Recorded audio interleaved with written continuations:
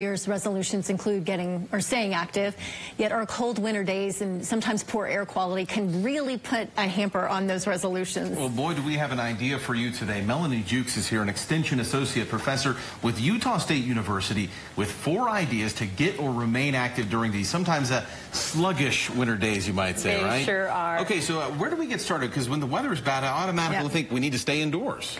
Yeah, a lot of people think gym first, and that works for a lot of people. And if it works for you, keep doing the gym.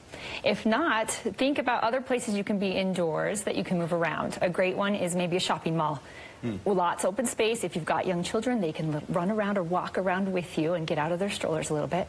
You might also think of a local play group where you can either gather some together or go find one. And library story time is not just story time. It's an active time for children too, so that's a good idea if you have young children at home. Okay, so we're thinking outside the gym. Now let's think outside.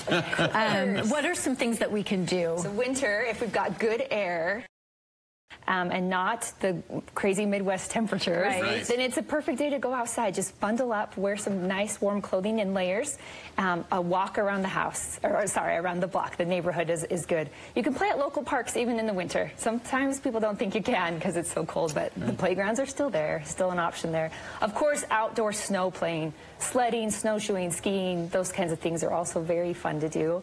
Also things like tennis, pickleball, basketball, if those courts are cleared, it's still a good option. Yeah, near our park near our house, the basketball courts are clear, so we'll go on up there and play some basketball. I mean, it's cold, but you know, but let's get that heart. But sometimes it's a little too cold to go outside, so let's think inside the home next and talk about what we can do in the home, because this is what I particularly think about when maybe it's a little too chilly, maybe there's a little bit too much snow on the ground. What do you do then inside the home?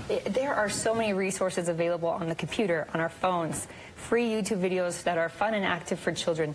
Just turn on music and dance. Sometimes you don't even have to be taught how to dance. That music, if it's something you like, you find yourself moving, and your children will do that too. Consider contests with your kids, young kids or teenagers. You could do any kind of contest where any kind of activity, you're building points toward a goal that you have as a family. Maybe you're having who can sit against the wall the longest time, push-up contests, those kinds of things. Anything to be moving inside your home. We do dance parties. I love it. It's so much fun. Okay, let's talk about bargains, because I know in the winter times there's some places that really offer cheap entry fees. Yeah, my favorite is the zoo in the winter. I hate how crowded it gets in the summer and so hot. But on a day like today, the zoo can be nice, and they do have free days in the winter.